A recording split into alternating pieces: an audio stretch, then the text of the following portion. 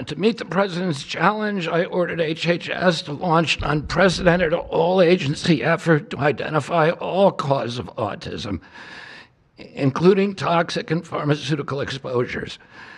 At President Trump's urging, NIH, FDA, CDC, and CMS are turning over every stone to identify the etiology of the autism epidemic and how patients and parents can prevent and reverse this alarming trend. We have broken down the traditional silos that have long separated these agencies, and we have fast-tracked research and guidance. Historically, NIH has focused almost solely on politically safe and entirely fruitless research about the genetic drivers of autism. And that would be like studying the genetic drivers of lung cancer without looking at cigarettes. And that's what NIH has been doing for 20 years. As a result, we don't have an answer to this critical question, despite the cataclysmic impact of the epidemic on our nation's children. We are now replacing the institutional culture of politicized science and corruption with evidence-based medicine. NIH research teams are currently testing multiple hypotheses with no area off limits. We promise transparency as we uncover the potential causes and treatments, and we will notify the public regularly of our progress. Today, we are announcing two important findings from our autism work that are vital for parents to know as they make these decisions. First, HHS will act on acetaminophen. The FDA is responding to clinical and laboratory studies that suggest a potential association between acetaminophen use during pregnancy and adverse neurodevelopmental outcomes, including later diagnosis for ADHD and autism. Scientists have proposed biological mechanisms linking prenatal acetaminophen exposure to altered brain development. We have also evaluated the contrary studies that show no association. Today, the FDA will issue a physician's notice about the risk of acetaminophen during pregnancy and begin the process to initiate a safety label change. HHS will launch a nationwide public service campaign to inform families and protect public health. FDA also recognized that acetaminophen is often the only tool for fevers and pain in pregnancy, as other alternatives have well-documented adverse effects. HHS wants, therefore, to encourage clinicians to exercise their best judgment in the use of acetaminophen for fevers and pain in pregnancy by prescribing the lowest effective dose for the shortest necessary duration and only when treatment is required. Furthermore, thanks to the politicization of science, the safety of acetaminophen against the risk of neurodevelopmental disorders in young children has never been validated. Prudent medicine, therefore, suggests caution in acetaminophen use by young children, especially since strong evidence also has associated it with liver toxicity. Some studies have also found the use of acetaminophen in children can potentially prolong viral illnesses. FDA will drive new research to safeguard mothers, children, and families. In addition to a possible acetaminophen connection to autism for pregnant women, infants, and toddlers, our research has revealed that folate deficiency in a child's brain can lead to autism. We have also identified an exciting therapy that may benefit large numbers of children who suffer from autism. Peer-reviewed literature has documented that up to 60% of folate-deficient children with ASD can have improved verbal communications if given leucovorin. I have instructed NIH, FDA, and CMS to help doctors treat children appropriately. Jay will help tell that story, which started with sound science, the kind that restores faith in government.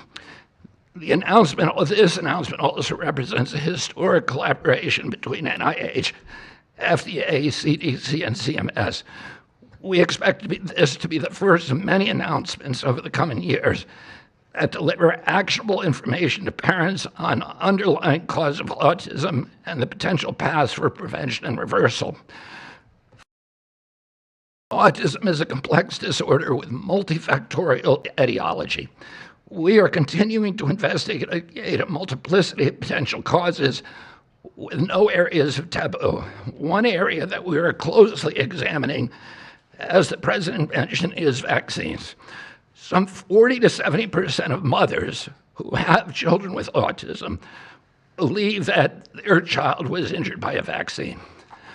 President Trump believes that we should be listening to these mothers instead of gaslighting and marginalizing them like prior administrations. Some of our friends like to say that we should believe all women. Some of these same people have been silencing and demonizing these mothers for 3 decades because research on the potential link between autism and vaccines has been actively suppressed in the past. It will take time for an honest look at this topic by scientists. But I want to reassure the people in the autism community that we will be uncompromising and relentless in our search for answers. We will perform the studies that should have been performed 25 years ago. Whatever the answer is, we will tell you what we find. We are researching this issue to all 3 agencies. Jay will discuss one of our research initiatives at NIH. This model of unleashing unbiased, depoliticized, gold standard scientific research and academic freedom to deliver actionable information to prevent and reverse disease will be a model for the framework to deliver similar results for many other chronic conditions that plague Americans. Jay? Dr. Kennedy, and thank you, President Trump. Thank you very much. I'm proud to announce today that the NIH has launched the Autism Data Science Initiative to turbocharge autism research, devoting an additional $50 million to the cause of studying autism. Nearly 250 research teams from across the country applied, sent in their applications, and were peer-reviewed by the NIH review panels. The NIH peer reviewers chose the 13 best projects focused on root causes and therapies, with replication and validation studies to guarantee gold standard science. The studies feature a new kind of science called exposomics, where scientists consider environmental and medical factors, nutrition, events during pregnancy, in combination with biology and genetics to answer vital questions about autism. Science like this, conducted in partnership with families and physicians, is the best way to arrest and reverse the autism epidemic. Autism spectrum disorder encompasses a very wide range of symptoms, ranging from mild difficulties with social interactions to profoundly autistic children who experience severe disabilities in speech and behavior. Given this wide range of symptoms across the spectrum, it seems certain that there will be a wide range of biological contributors to explaining the cause. The great thing about the new NIH initiative on autism is that scientists will use rigorous advanced methods in causal inference, machine learning, organoids, and other fresh approaches to the problem. The sharp rise in the prevalence of autism deserves an urgent response by the scientific community. As Bobby said, the NIH has invested a lot of money to study autism over the years, but the research has not produced the answers that families and parents of autistic children deserve, and autistic children themselves deserve. For too long, it's been taboo to ask some questions for fear that scientific work might reveal a politically incorrect answer. Because of this restricted focus in scientific investigations, the answers for families have been similarly restricted, often pointing families to behavioral therapies that don't work for every kid or suggest non-modifiable genetic factors as the cause. But genetics alone can't explain such a sharp rise in autism prevalence over just a few decades, as the President said. In coming months and years, as NIH scientists learn more that can help autistic children and their families, we won't delay. Like scientists often like to do, I can say as a scientist myself, it's really tempting to delay, but but in face of a problem like this, you have to move fast. But we will not delay before telling American people about what we find, and we will win the public trust with transparency and rigor. Already, our broadened focus on autism research has pointed to 2 items that will help families prevent and treat some cases of autism. I'll leave the good news on these 2 items to my close friends and colleagues, Dr. McCary and Dr. Oz. We've been working together closely on this problem for the past 6 months, and our cooperation represents an unprecedented collaboration with Secretary Kennedy's Department of Health and Human Services and with President Trump. I'm delighted to introduce Dr. Marty McCary, Commissioner of the Food and Drug Administration, who will tell you about these announcements of practical help for families with autism. Great, thank you, Dr. Bhattacharya. Mr. President, this is the start of a historic shift in medical culture. This administration is working together to ask big questions about why our nation's children are getting sick so fast. Too often, medicine is doing small little studies, giving us answers we already knew. But we've got to make a difference. You've given us a charge to identify root causes, and we are not going to stop so that we can end the suffering we are watching. And if you've seen a kid with autism, with severe autism, it's hard to watch. Kids get frustrated, they get angry, they can be crying because they want to speak and they can't speak. It's hard to watch, and it may be entirely preventable. For an epidemiologist, that child is an expanding statistic. But for a child, it can be brutal to have autism. Today, the FDA is taking action to update the label on acetaminophen and sending a letter to all U.S. doctors letting them know about the risks in pregnancy. We now have data we cannot ignore. There's a very large study, the Boston Birth Cohort, with researchers that have, from Johns Hopkins, my former institution, and Boston University, found quote-unquote consistent associations between acetaminophen in pregnancy and autism. And the Nurses' Health Study with researchers from Yale, Columbia, and Harvard looking at 9,000 kids found that acetaminophen use in pregnancy was associated with neurodevelopmental disorders. And 4 weeks ago, a Mount Sinai Harvard study reviewed all the existing literature and found the overwhelming body of evidence points to an association. Sure, you'll be able to find a study to the contrary. That's how science works. But to quote the dean of the Harvard School of Public Health, there is a causal relationship between prenatal acetaminophen use and neurodevelopmental disorders of ADHD and autism spectrum disorder. We cannot wait any longer. And honestly, there's been this perfunctory, reactionary, mindless practice in medicine. I learned it in medical school and residency. Just treat all fevers, low-grade fevers, treat them with acetaminophen. Why? What are we doing? A study out of Hopkins actually showed that treating a fever can prolong the duration of illness in a young kid. Maybe that's because a fever is a body's natural way of ridding an infection. When my wife was pregnant and delivered our son a few months ago, they pushed her to take acetaminophen for a low-grade fever. She said no, and then they looked to me and I said, absolutely no. I'm also here to announce good news.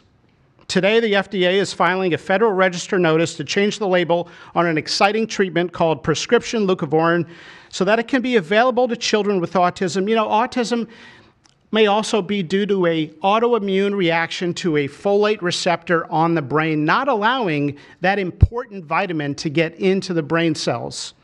It's a fairly established, mature pathway. Again, we have a duty to let doctors and the public know we are going to change the label to make it available. Hundreds of thousands of kids, in my opinion, will benefit. One study found that with kids with autism and chronic folate deficiency, 2/3 of kids with autism symptoms had improvement, and some marked improvement.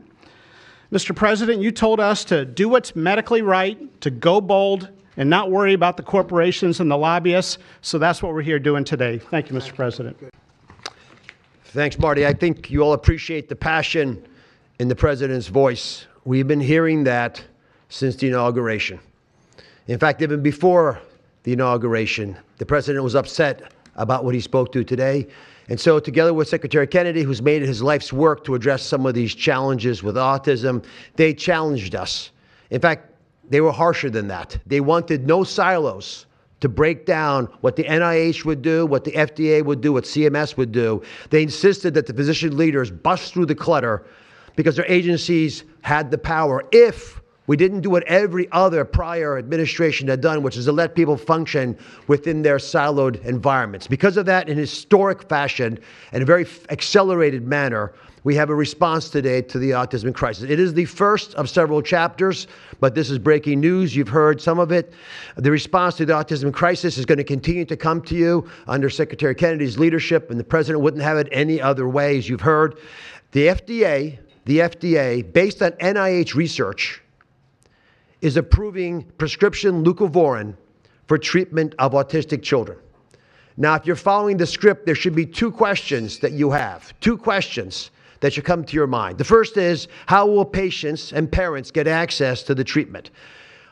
I'll tell you how. Over half of American children are covered by Medicaid and CHIP, government health insurance, over half.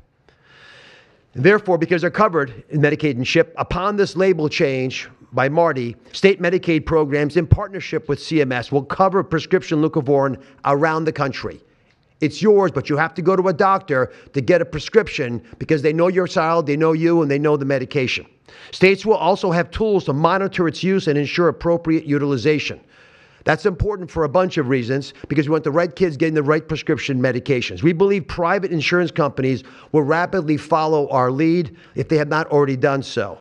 And again, to make sure that this is safe and effective treatment, you need a physician to prescribe the medication because it's on prescription. Second big question. How are we going to collect clinical data to answer the big questions that the President is asking and the Secretary insists that we offer? CMS is also issuing guidance to convene states and existing research networks to support NIH and FDA in their research efforts of prescription leucovorin, while also maintaining the privacy of all patients, all health information of our beneficiaries. Collecting real-world data, which is what many of you have been asking us to do in the community, is fast. It is life-saving, and we'll get answers based on what happens over the next few months with this approach. The aggressive approach, and it is aggressive, demanded by the President and by the Secretary, have already identified risk factors and opened the door for the first FDA-recognized treatment pathway for autism. It is the first of its kind, and it wouldn't have happened without the leadership of the President and the Secretary. The fivefold increased prevalence of autism over the past 25 years demands a rapid response. The average clinician, researcher, we spoke to many, thought it would take 5 years to get this data. Parents are unwilling to wait 5 years. The President is unwilling to wait 5 years for these results. So the President and the Secretary are acting today with this tri-agency move. The administration's bold actions investing in groundbreaking research follow the science. They restore trust, which has been lacking, and they will change the trajectory for millions of American families. Mr. President, God bless you for being brave. So let me introduce Dr. Fink, who's acting administrator, and after Dr.